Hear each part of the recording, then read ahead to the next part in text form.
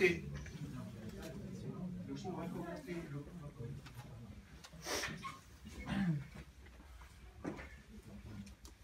Dieu demande à Moïse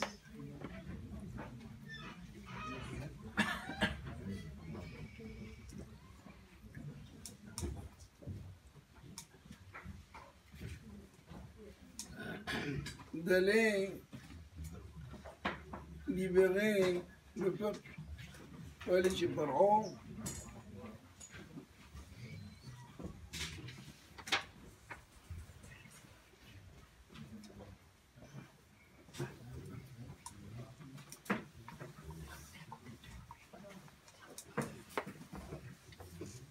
Et tu lui dis,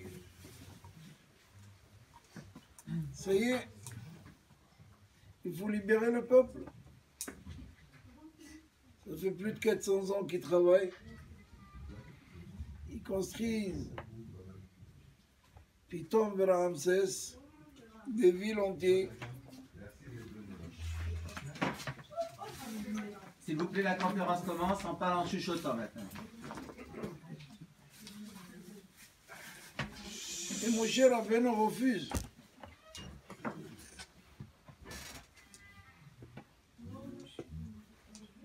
Qui c'est qui parle avec mon cher Rabbeinu? L'Éternel, Akadosh Baruch Hu. Ce n'est pas un être humain qui nous dit va faire une course pour moi. Oui, pourquoi? On voit quelqu'un d'autre. Kadosh Baruch Hu, il parle avec mon cher Rabbeinu.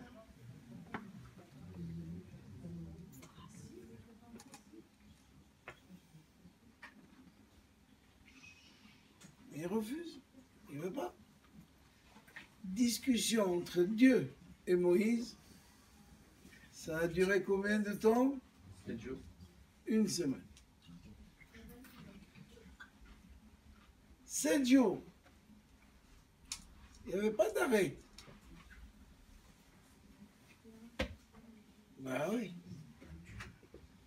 Il n'y avait pas de pause. Aller au resto.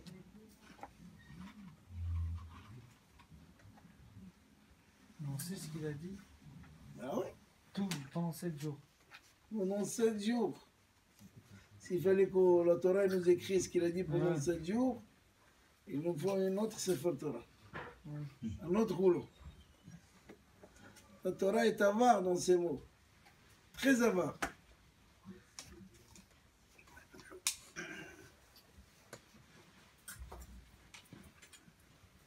Et vous voyez les tefilines sont carrés, sont noirs. Tout le système de tefilin n'est pas écrit dans la Torah. כתוב, וקשרתם להיות על ידיך, והיו לטוטפות בין עיניך. Point. Comment ils doivent être cette filine? Quelle est la couleur? Au code de la peau? Ça, c'est le limoud. C'est une Gemara. Toute une Gemara pour comprendre tout ça. La Torah est très avare dans ces mots. Très, très avare. Il y a des fois où il insiste, il raconte l'histoire. Et des fois, pour des choses aussi grandes, elle parle très peu. Mais attention. Le Zohar HaKadosh, il dit que celui qui pense que la Torah, c'est un livre d'histoire, c'est une légende, il faut mieux qu'il disparaisse de ce monde. La Torah, ce n'est pas des histoires. La Torah, c'est une philosophie. Pas la philosophie qu'on étudie à l'université. Quelqu'un est venu me voir un jour, il m'a dit, Rabbi Bergel, je dois passer mon examen de philo. Comme ça, il m'a dit philo. Et je suis perturbé. Je me dis, mais c'est quoi le philo? c'est pour vous perturber. Il me dit, je ne sais pas comment je vais m'en sortir.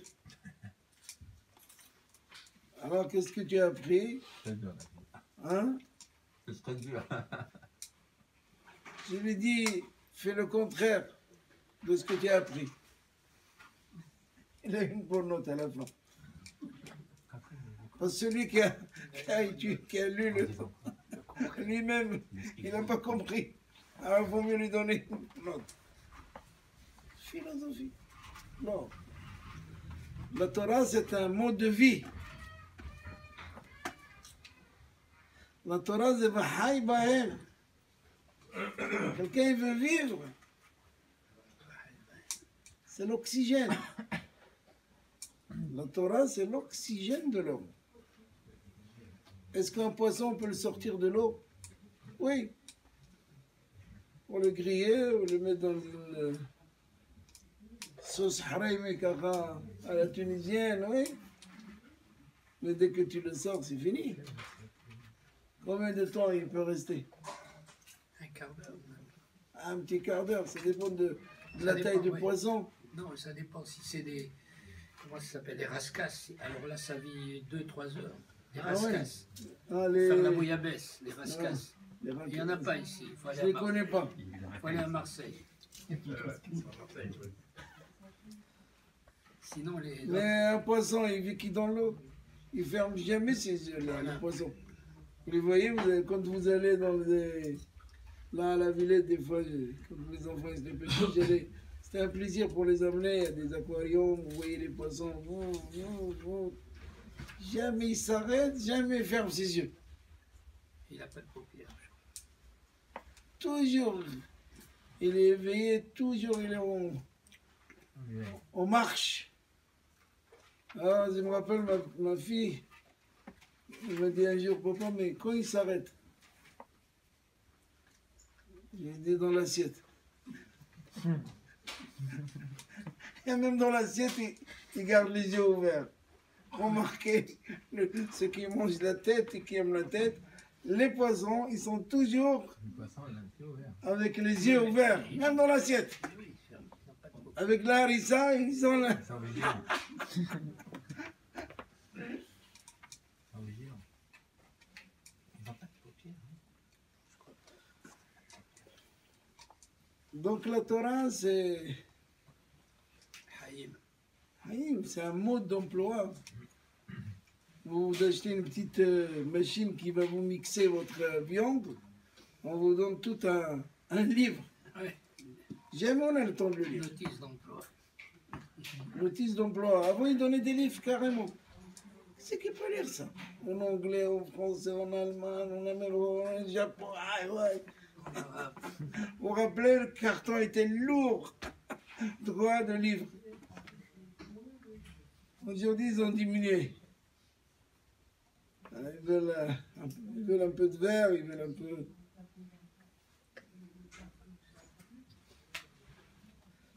La Torah...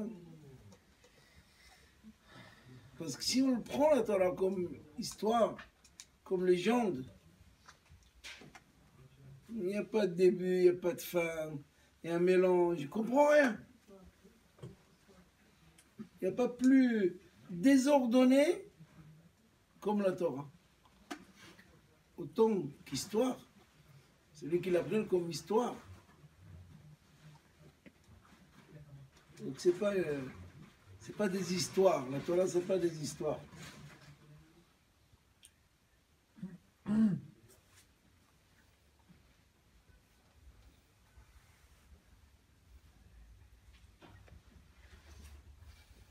Donc Dieu il parle à Moïse, il lui dit vas-y. Moshe Rabbeinu en refuse.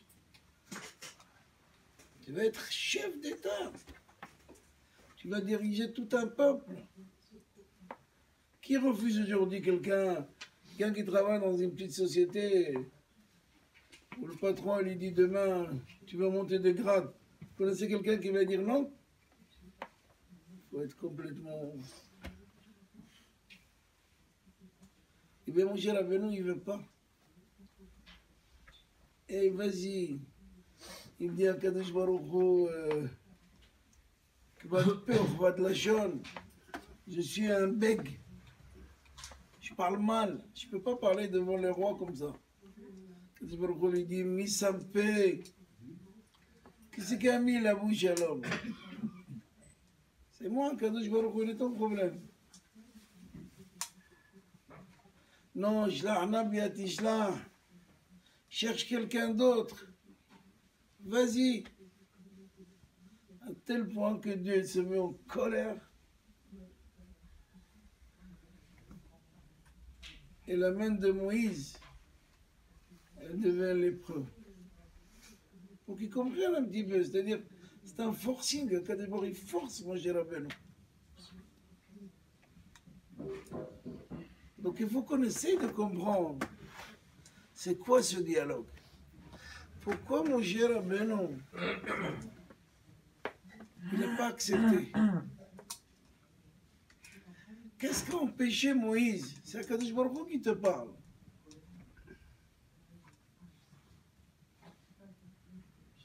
Mais si je viens chez Paro, et qu'est-ce que je vais lui dire? Comment je vais faire? Et s'il ne me croit pas? Et si?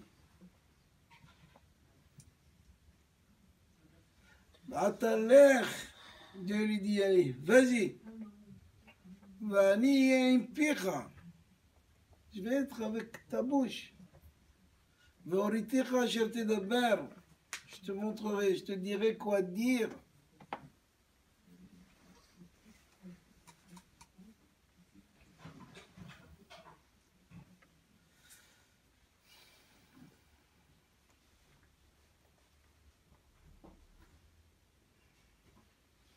אבל באמת, il y a un shir à Shirim qu'on lit, nous les Sfarad, tous les vendredis soirs. On a l'habitude, nous les Sfaradim, les Ashkenaz, ils lisent ça une fois dans l'année. Shir à Shirim. Hein? À Pessah. À Pessah. Il y en a qui ont carrément une Megillah. Mais nous, les Sfaradim, c'est pour ça qu'on les connaît par cœur. Enfant, on venait, on était un petit peu poussés par les parents. Donc on allait, on avait peur, on avait honte, il fallait. Souvent quand on venait pour Shira Shirim, on dormait. Ah oui, c'était le meilleur moment. Tu as pris ton bain de vendredi, tu arrives à la synagogue, t'es épuisé là, tu es bercé par Shira Shirim. Parce que, en principe, dans les communautés séparades, ils le font à haute voix à tout le monde. Ceux qui sont civilisés, alors ils font la partage aujourd'hui, ou il y a une partie qui ne savent pas lire, pour leur pas faire honte. C'était pas Stam qu'ils lisaient tous ensemble. Parce qu'il y avait beaucoup d'alphabètes, des gens qui ne savent pas lire. Des gens, à leur naissance, la vie était très difficile. Ils vont au travail. Il n'y a pas des écoles. Il ne faut pas rêver. Dans une petite bled au Maroc,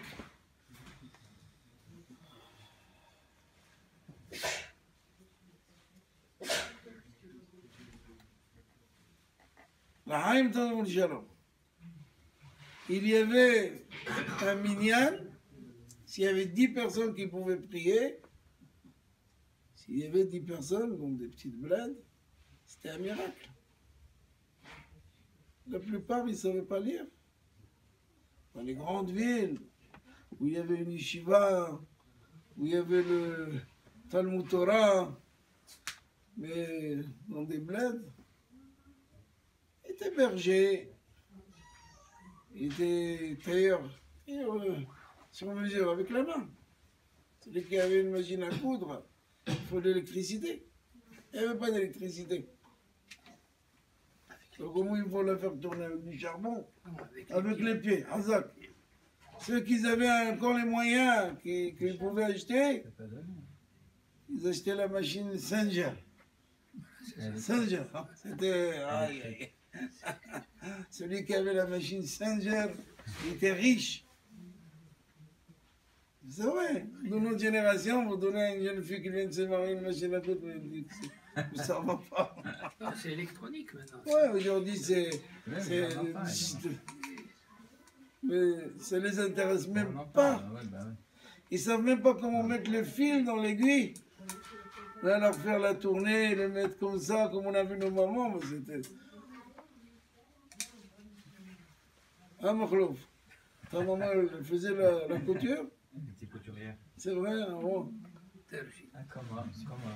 Comme ta maman. Ouais, Bon, ta c'est mère. pas- J'en ai vu, ouais, ça a tout fait. C'est ce qu'il y Ça a avait. tout fait.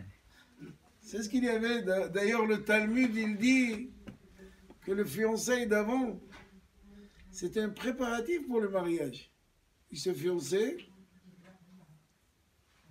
Quand vous voyez dans un mariage aujourd'hui, il lui donne la bague, c'était ça le fiançailles. Arrête mes coups d'échetli, il était sanctifié à lui et interdit au monde entier. Il fallait un an. Elle reste chez sa mère, pourquoi? Apprenez la couture, la cuisine, et préparer sa dot. C'était ça. C'est bien ça. Hein? C'est bien ça. C'est bien ça, hein? Tu veux une femme comme ça. On va te la chercher en bled.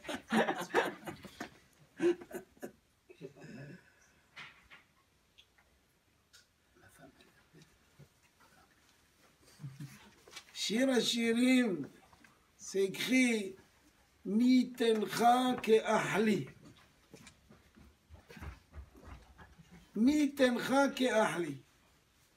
Knesset Israël, Am Israël, il s'adresse à Kadosh Baruch Hu, parce que Shir Hashirim, c'est Kodesh Kodashim. Shir Hashirim, c'est... Si la Torah, c'est Kodesh, et le Nevi'im, c'est de Kodesh. Shir Hashirim, c'est Kodesh Kodashim, c'est quelque chose au-dessus de notre imagination. On a l'impression qu'il parle à une fiancée, mais c'est des sodotes, des choses beaucoup plus profondes.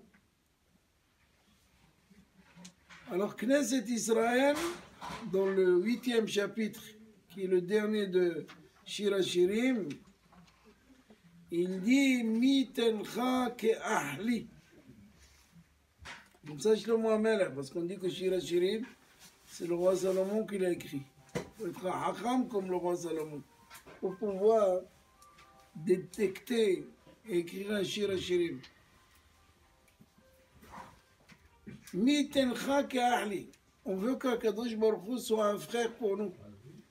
Pourtant, nous, tout le temps, on dit Avinu Malkenu, Ata Avinu, Ata Adonenu.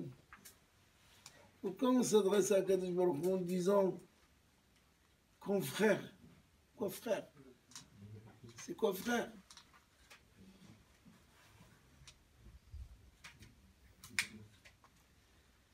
Et là, le Midrash, il dit,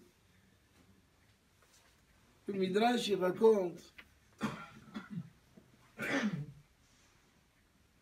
que si Moshe Rabbeinu a refusé d'y aller chez Pharaon, c'est parce qu'il avait un grand frère.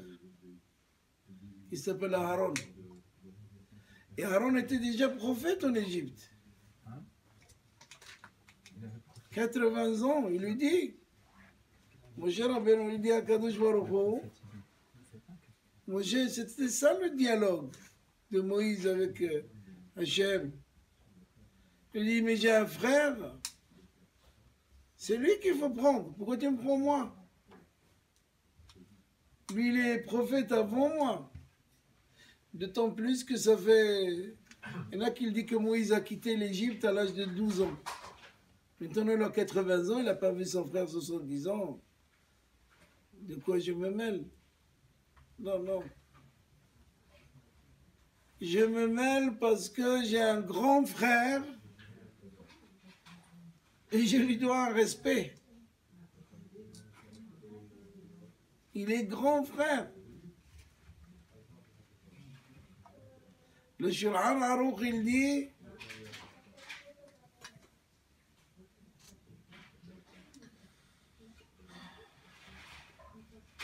Après le respect des parents, Kabed et Avicha et Imecha, c'est très important.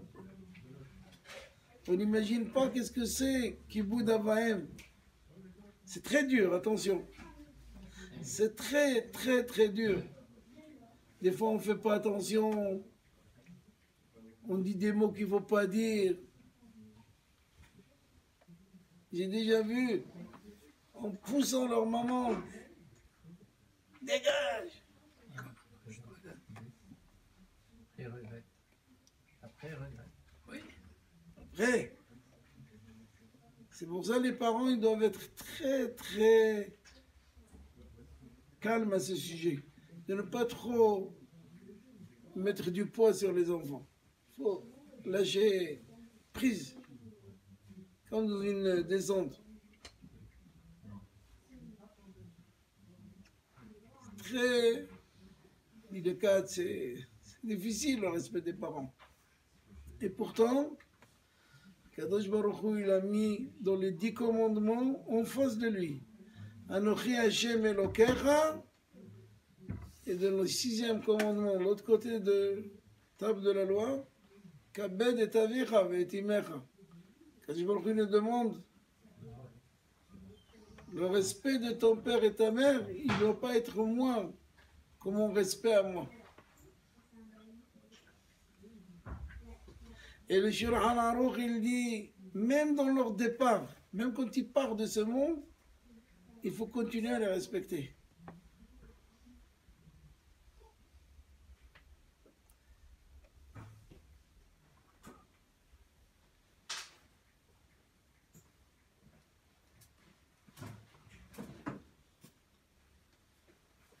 Et le Shulchan Aruch, il dit aussi qu'on doit respecter le grand frère. Un respect, attention. Un respect digne de la Torah. Si vous entrez dans un endroit qui est contre la halakha, d'ailleurs même votre père, vous ne devez pas l'écouter. Votre père, il veut vous emmener faire un Hilul Shabbat, ça vous refusez. Non, papa, assourd. Il n'y a pas besoin de discuter plus que ça. Mais si c'est au contraire avec le mouvement de la Torah, vous devez exécuter, vous devez aller avec son sens à lui. C'est la Torah. La Torah, il vous dit de respecter Shabbat, il respecte Shabbat, vous devez respecter ensemble Shabbat.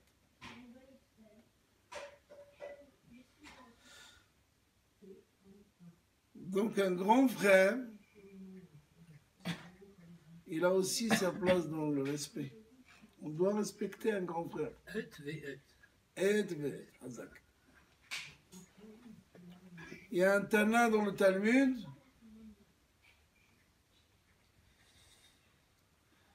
Shimon et Shimon, il dit, pourquoi plusieurs fois on entend et, dans le Torah vous trouvez et, v.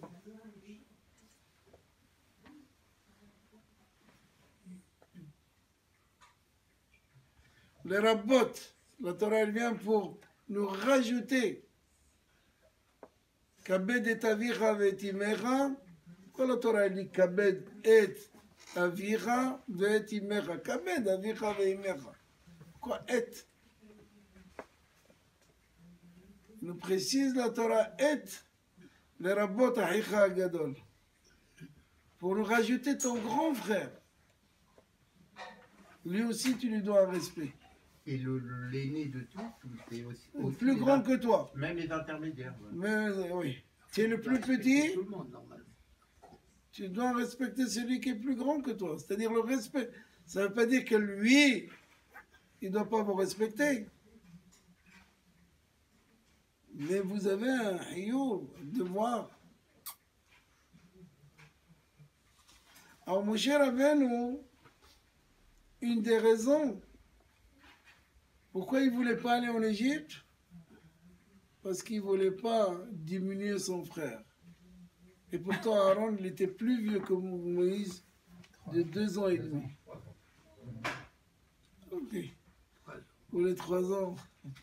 Parce que je Mais me dis, c'est kiff. C'est 2 ans et demi. ah, d'accord.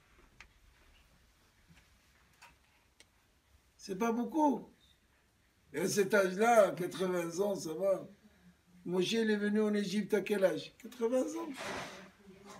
Ben Shmonim Shana Haya Moshe Be'omdo Lifne Paro. Il avait 80 ans quand il est venu devant Paro.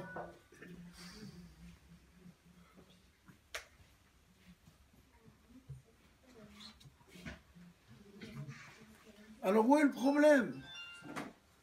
Le problème, c'est que Moshe Rabbeinu, il ne voulait pas froisser son frère, son grand frère. Donc il dit, tu veux un avis? Tu veux un prophète? Voilà, prends mon frère.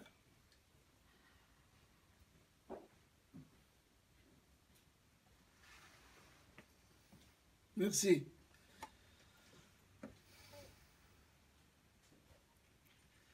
Et Moshe Rabbeinu, il accepte d'y aller que lorsque Dieu lui dit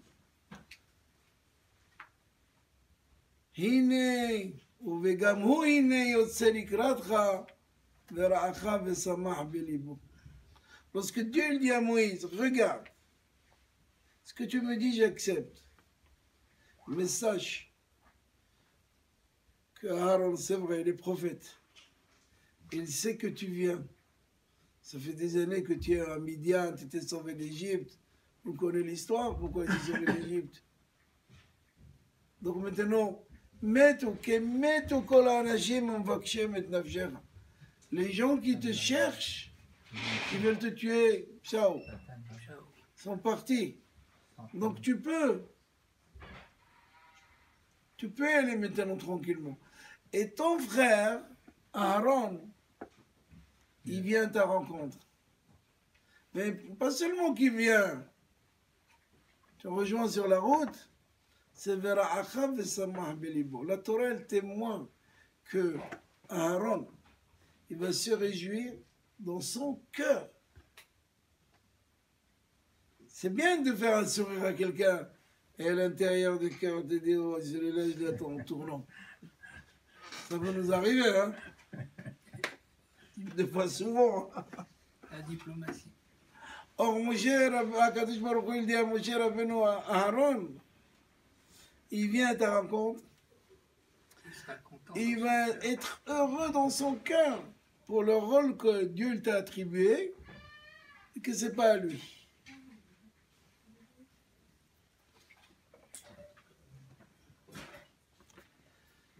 Et bien, Hachamim, ils disent que si Aaron, il savait que la Torah allait écrire sur lui ces 3 mots, ce texte, il serait sorti avec des terboukas. Il aurait amené avec lui l'orchestre andalouse. Il a fait par la nature des choses, son frère. Mais la Torah, elle rentre au profond de la personne et elle dit que Aaron, non seulement qu'il ne va pas être jaloux de son frère, mais il va être heureux pour son frère.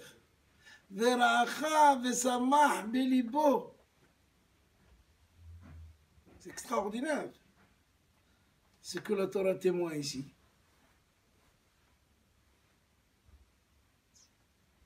Pourquoi tout ça? Pourquoi Béhémet? Ce dialogue, qu'est-ce qu'on va apprendre, nous les petits, dans ce monde, Moshe Rabbeinu, Aaron? C'est quoi?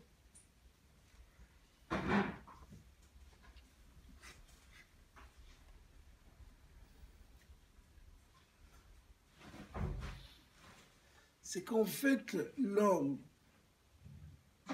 la nature de l'homme, il veut aider, il veut faire du bien. Maintenant, si tu vois quelqu'un dans la rue, il n'a pas les moyens, oh, tu lui donnes une pièce.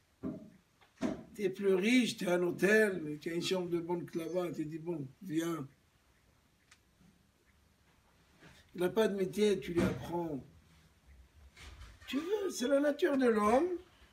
Il veut aider. Il y a des exceptions. Hein, ils ne veulent pas du tout aider. Ils veulent tout pour eux. Ça existe aussi.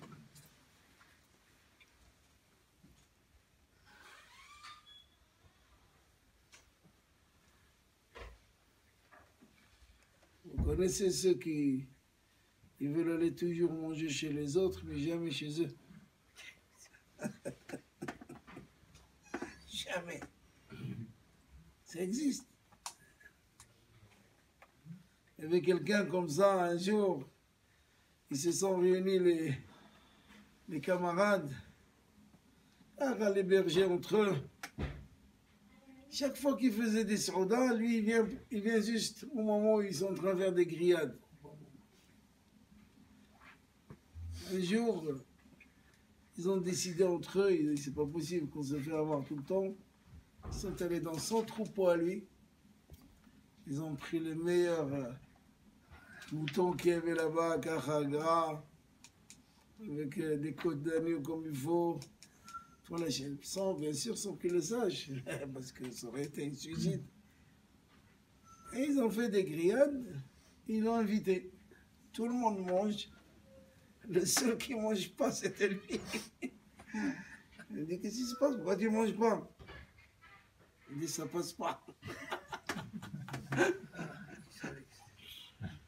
Comme c'est à lui, ça passe pas. Il dit, je savais que c'est pas à moi. C'est de mon troupeau, ça. Alors un homme, il veut aider, il veut faire. Mais il ne faut pas le dépasser.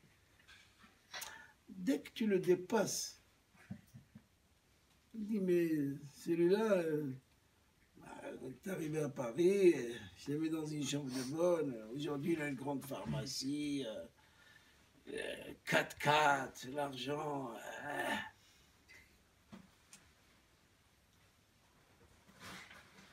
Ils n'ont pas trouvé encore le 5-5, non? C'est une voiture avec 5. 6-6. 6-6. Non, elle n'est pas tunisienne.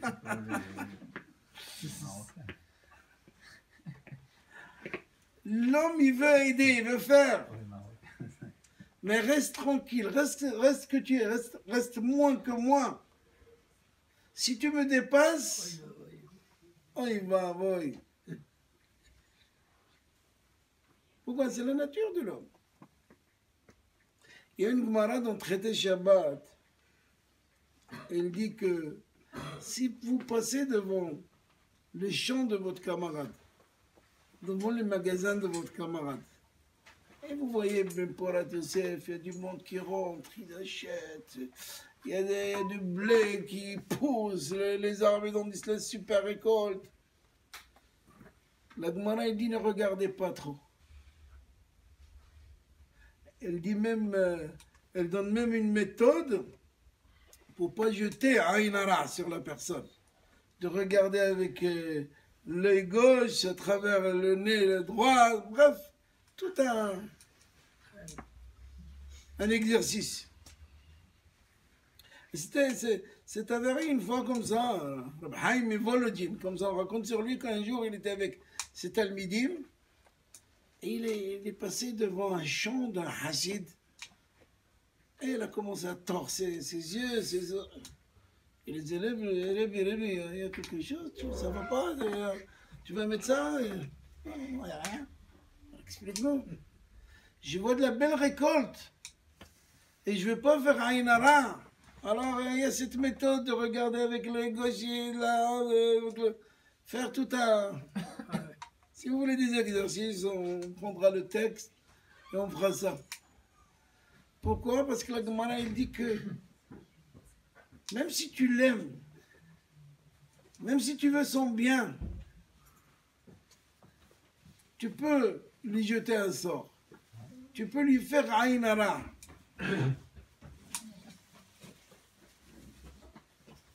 Et pourtant, dans le même Gemara, traité Shabbat, la Gemara, il dit Si tu vois la mauvaise récolte, ou le magasin de ton camarade ne marche pas, tu te mets à côté du magasin et tu pries pour lui. Tu lis Tilim. Pourquoi tu dois lire Tilim?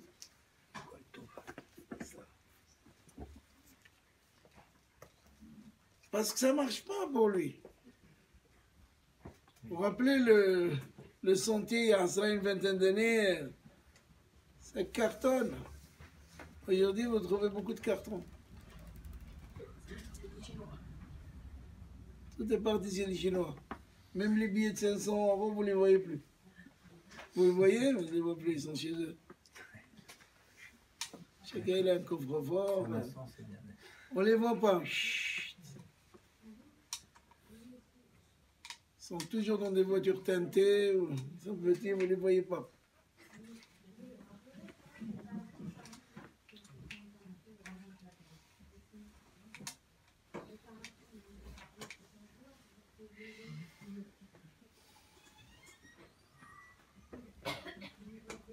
Alors, pourquoi tu vas rester prier pour ton camarade? C'est quoi? On ne comprend pas exactement. L'homme, il est quoi? Il est cruel, il est bon, il est... Et pourtant, on voit les deux phénomènes. D'un côté, tu peux lui faire Aïnara. Et d'un autre côté, si ça ne marche pas, c'est écrit. Le Talmud, il dit, tu mets la couleur rouge sur tes arbres, comme ça, les gens ils voient que ça ne marche pas. Les fruits ils sont abîmés, ça ne pousse pas. Comme ça, celui qui passe par là-bas, il s'installe, il fait des tfilotes pour toi. Il fait des brachot pour toi. Alors c'est quoi l'homme? Il est bon ou il est mauvais? D'un côté tu lui dis prie, de l'autre côté tu lui dis attention, tu vas jeter un sort. Mais ça c'est l'homme. C'est ça l'homme. Il vit toute la journée entre cette bataille. Je suis bon, je suis mauvais, je suis mauvais, je suis bon. Il y a une bataille au quotidien, tous les jours, toutes les secondes.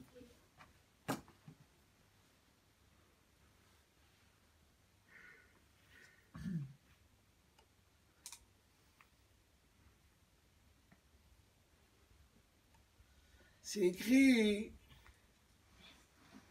qu'un Kohen, vous savez, un Kohen, il ne peut pas épouser une Groucha, une femme divorcée. Un Kohen qui vient au tribunal parce qu'il veut divorcer, souvent, les Dayanim, les Rabbanim, ils le calment, ils disent calme-toi, va, reviens dans 3 mois. Souvent, tous ceux qui sont Kohen, les tribunaux, ils essayent de les calmer, ils essayent de les garder encore un peu. Pourquoi? Parce que s'il a divorce, il ne peut plus la reprendre. Contrairement à un Stam, un Yehudi peut divorcer sa femme, si entre-temps elle ne s'est pas mariée, il peut la reprendre, c'est une mitzvah.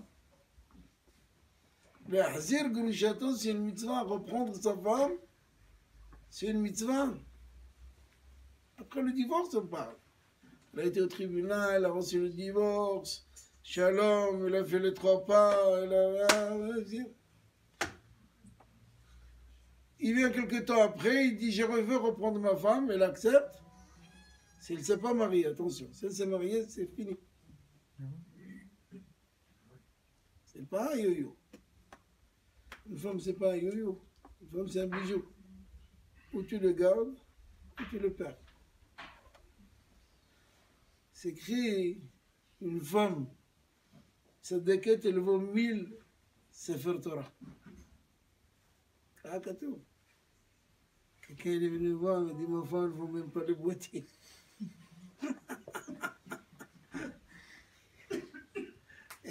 Et je vais lui demander à elle. Elle m'a dit, même le boîtier, lui, il ne le vaut pas. ככה כתוב. Si les Bémet, Sadeket, Irat Shamaim, elles vaut 1000 Sefer Torah. S'il est dans Derech HaTorah, Yirat Shamayim, c'est ce que la Torah elle demande. Sinon,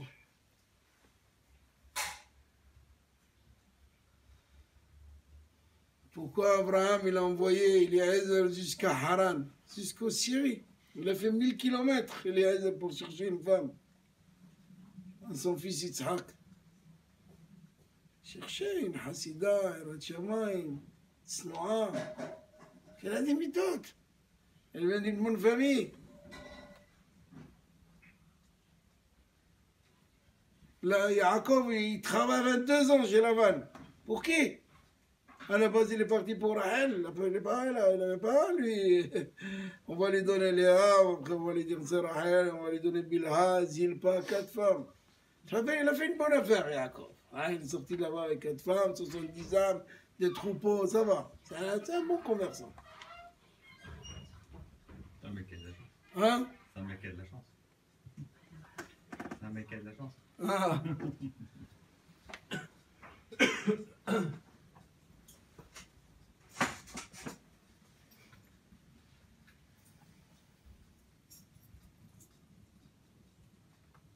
Nous étions où? Nous étions où? C'est un bon commerçant. Ouais, c'est Ah, le bon Shamayim. Ah, il a dit. Une femme, une vraie femme. Donc un Kohen Gadol, un Kohen Pashut, il est Assour Bigrusha.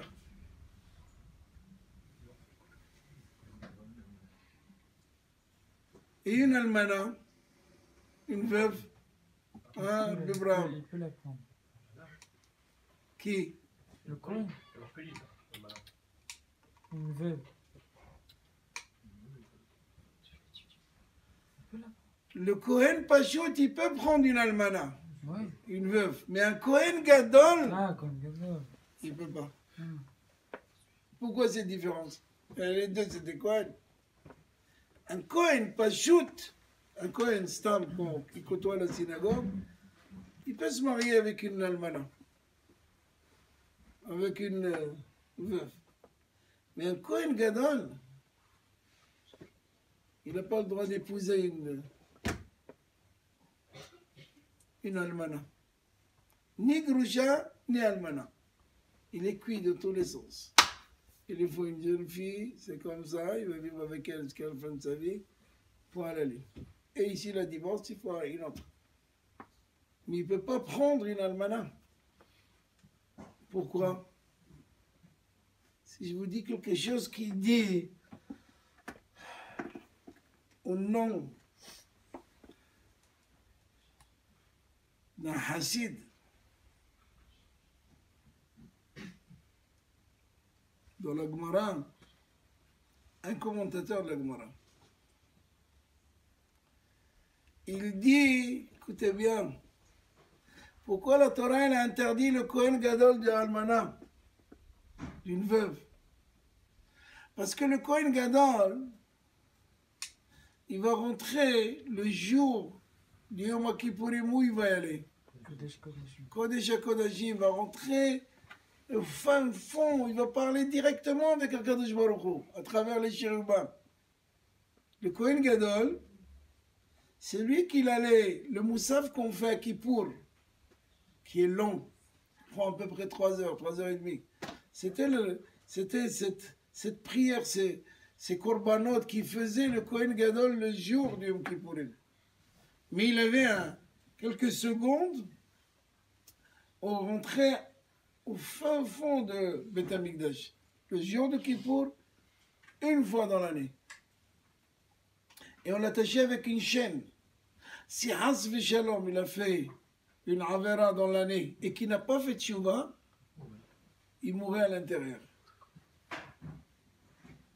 Risqué, hein? Une semaine avant Kippour, on l'a mené à côté de Beth Amikdash, ils vivaient dans une pièce là-bas, ils s'entraînaient, c'était un entraînement. C'est pas comme ça, on venait, même s'il a été déjà, ça fait 10 ans qu'il est Kohen Gadol. Ça fait 60 ans qu'il est Kohen Gadol. Il y avait des Kohen Gadol qui sont restés longtemps.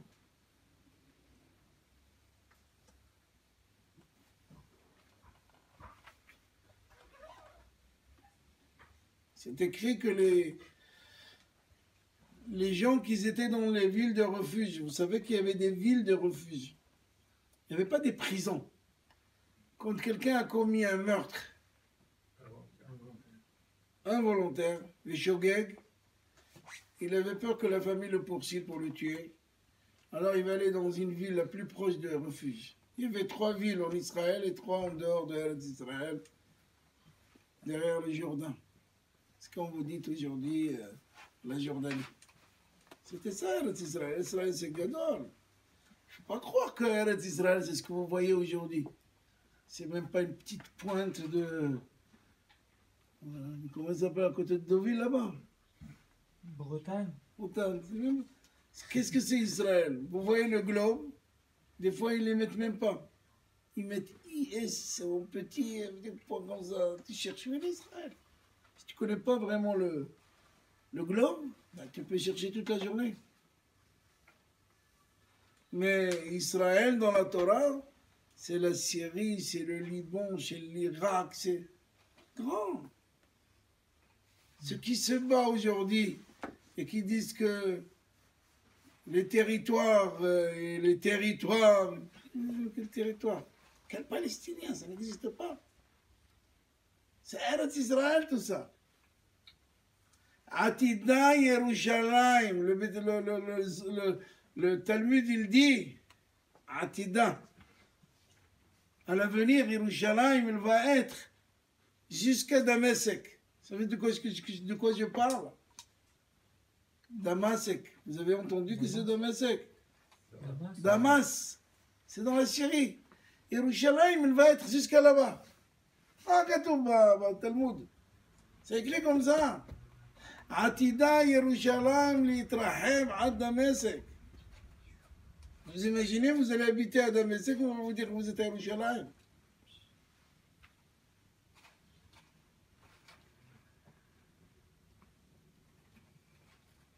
Dans le temps, quand un tzaddik qui voulait prier, il fermait ses yeux, il montait là en 30 secondes, il était dans le... Ça y est, sa neshama, elle est mitnatek, il prie, il revient. Ah, qu'est-ce que tu as fait là-bas? Waouh, waouh. Raconte-nous. Mais si je dois vous raconter, il vous faut 70 ans. Le temps d'ici, il n'a rien à voir avec le temps de là-bas. L'espace de là-bas, il n'a rien à voir avec l'espace d'ici. Nous, quand on monte un étage, on a déjà mal aux pieds. À un certain âge, on commence à traîner les pieds, ça va. Un peu d'arthrose, un peu de froid. On ne peut plus se plier, on ne peut plus s'asseoir, on ne peut plus faire debout. On arrive à monter un étage, 2 étages, 3, Shabbat. Mais ils fermaient leurs yeux, c'est écrit que l'Arizal, Shabbat, Minha, il faisait ça. Il était avec ses élèves et qu'il avait une question, il n'avait pas de réponse. Il faisait comme ça. C'était sa sieste d'ailleurs. Nous, Baruch Hashem, toute la journée, on est en sieste. Les jeunes d'aujourd'hui, où ils sont? Au lit. Le jour, la nuit, le jour, réveille le allez, tu fais là, chante. Une minute qu'on passe dans ce monde, c'est fini, il est mort. On ne peut plus la rattraper. On croit qu'on peut rattraper le temps. Si tu hâtes. Chaque jour, chaque seconde, chaque minute. Depuis la naissance, qu'un homme, dès qu'il est né, il s'approche vers Pantin. Ah ouais. Ça fait peur, hein? Mais c'est la réalité. Il y a des jeunes qui brûlent leur journée. Ils brûlent, ils veulent brûler les journées. Je dis, monte sur la tour Eiffel, maintenant c'est fini, on ne peut plus te... Et jette-toi de là-bas, brûler 70 ans en une seconde, voilà, tu as fini. C'est pas ça. Et il faut savoir prendre le temps et de l'utiliser, pas le brûler. On ne brûle pas le temps, on utilise le temps. On maîtrise le temps, on garde le temps. C'est écrit dans les Sfarim que si quelqu'un a fait du bien, mais il y a un décret sur lui. Allez, il devait partir de ce monde. Il a fait tchouva, qu'est-ce qu'il lui rajoute à Kadosh Baruch Hu? Du temps. Azak. Le meilleur cadeau que Dieu lui donne à l'homme, c'est le temps. Le temps. On est à la veille de la Iloula de Baba Saleh Zecher Tzadik et Kadosh de Bracha. C'est mercredi prochain. Et vous êtes invités à la Iloula. Quand il faisait une bracha à quelqu'un, la personne, il se lève de lit. Qu'est-ce qu'il a fait? Il a rajouté le temps. Le temps. C'est le plus beau cadeau. Quelqu'un qui je me rappelle, tu venais me voir pour ton papa. Tu disais, il est malade, fatigué. On va prier, on va prier. Jusqu'au jour, prier c'est quoi? C'est lui donner encore des vitamines T. Temps, Torah, T.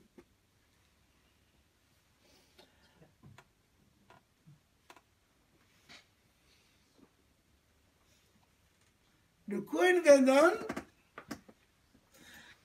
il rentre une fois dans l'année au Beth Amikdash.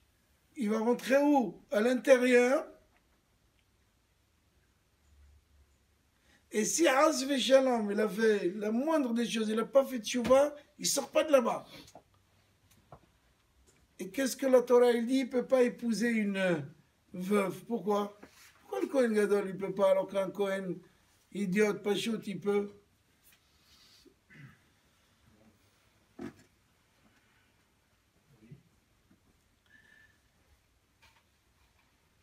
Et il dit, ce tzaddik, que le Kohen Gadol, quand il va traverser la route pour aller au Beth Amikdash, parce que c'était des gens qui l'attendaient de lui, parce que quand il va rentrer, il va être devant Akadosh Baruch Hu, il va parler avec lui, il va lui demander de la pluie, il va demander de la bracha, il va lui demander de la réforme. C'est ce qu'il va faire le Kohen Gadol. C'est ce qu'on dit dans la prière de Moussaf, c'est ça.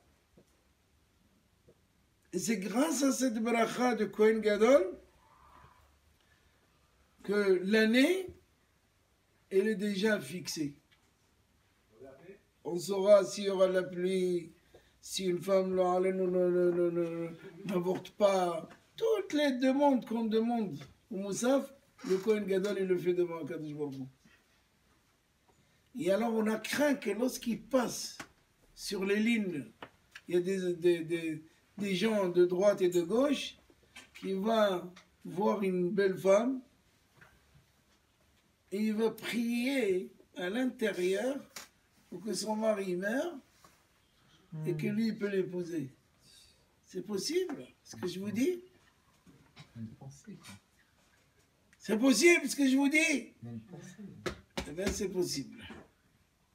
Regardez, c'est le jour du Yom Kippourim, le jour le plus précieux dans le judaïsme. D'ailleurs, une des rares choses qui vont rester après la venue de Mashiach. Quand il vient le Mashiach, peut-être ce soir, après le cours, il va nous laisser parler de lui, après il vient, moi, il y a le problème. Il avait déjà donné un cours et un monsieur qui est rentré, il a commencé à danser là-bas au fond. Il me disait, je suis le Mashiach. Je dis, Baruch Hashem, ça fait longtemps que je t'attends, mais prouve-nous-le que tu es Mashiach. Ah d'accord, il avait un chapeau à Chabad. Bon, Baruch Hashem, je suis Mashiach, vas-y. Il m'a dit, demande-moi ce que tu veux. J'avais une lampe là-bas qui clignote. J'ai dit, arrange-la moi. Mais où il est l'interrupteur? Il cherchait. C'était pas Mashiach.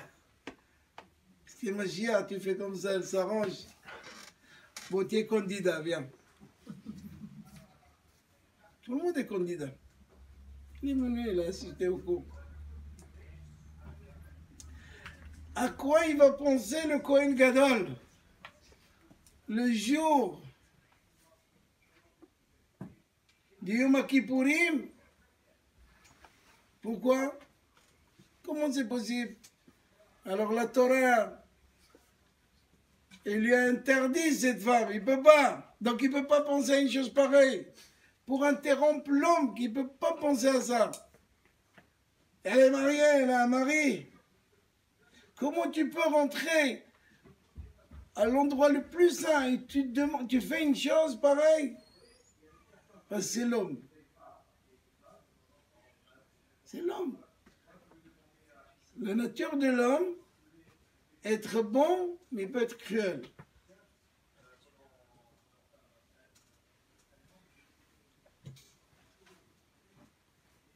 Vous comprenez ce que je dis? La Torah, elle lui a interdit tout de suite.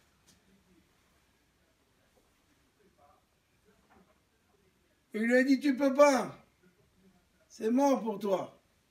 Donc il n'y a rien à penser. Ah, vas-y, monte. Va faire ton travail. Va demander la pluie. Il faut lui demander une femme.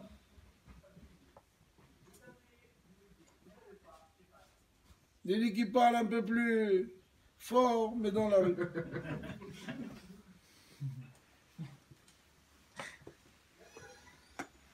Et c'est ça mon rêve à la bataille. Il faut finir. Ça fait plus d'une heure que je parle. Déjà? Oui. Encore 5 minutes. 1 minute.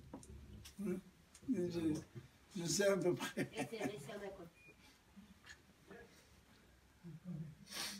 La Torah, il dit, toi l'homme, tu peux jeter un sort, tu peux faire Aïnara. Toi l'homme, tu peux penser à la femme de ton camarade. Toi l'homme, tu es cruel. Mais toi l'homme, tu es bon. Quand le Ani vient vers toi, tu vas lui donner. Quand le jeune écolier, il n'a pas avec quoi se débrouiller, tu vas faire pour lui. C'est parce que c'est ta nature. La nature de l'homme, c'est de vouloir faire quelque chose pour l'autre. Mais il ne faut pas le dépasser. Il ne faut surtout pas. Tu le dépasses, c'est fini, c'est mort. Il ne va même pas te dire bonjour dans la rue. Et c'est ça, Moshe et Aaron. Dieu il dit à Moïse, vas-y, je sais, tu cherches le caveau de ton frère, mais ton frère, il est plus grand que toi, il est plus vieux que toi. Il va se réjouir dans son cœur pour ton rôle à toi, que tu vas être le roi d'Israël, tu vas être le Navi d'Israël. Torah Moshe, toute la Torah, elle est appelée sur son nom. Torah Moshe, ça s'appelle Torah Moshe.